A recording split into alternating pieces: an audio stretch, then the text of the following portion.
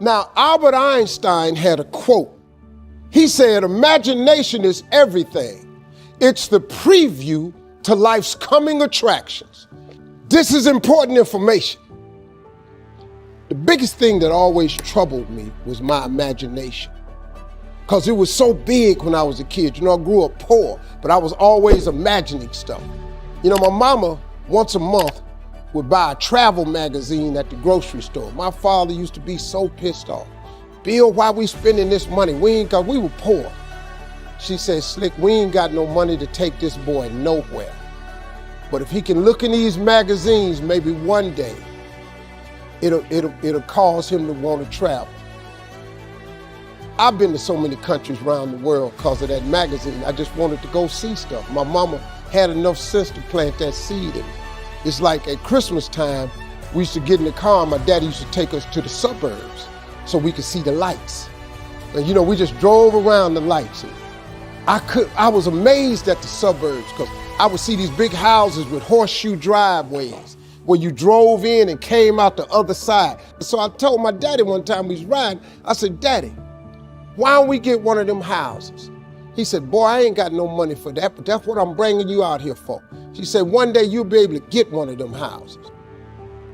Let me explain something to you. Because of that right there, I've probably had in my lifetime now about 11 homes. I got 4 now in different states. Every house I own got a horseshoe driveway.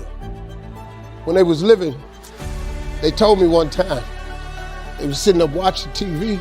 My daddy looked at my mama and said, Bill, he called my mama Bill, he said, can you believe that this little boy we had on TV? She said, Slick, I can't believe this. I used to send my daddy $5,000 a week. You know, when I first got on TV, I was making $55,000 a week, so I sent my mama in $5,000 a week. When I got into Kings of Comedy, my father was still living. I showed my daddy one time how much money I made.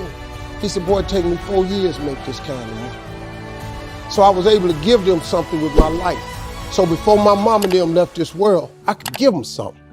I bought them everything, man, houses, cars, furniture. I bought them everything I could think of. I tried.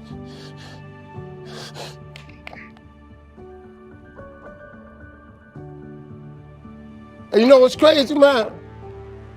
I'm 62 years old. I still want them. Be proud of me. I'm still hoping that they in heaven watching me. And they see me and turn into something. That's all I ever wanted. It was in my imagination to take care of them. You just got to believe that. You just got to believe, man. Don't ever give up.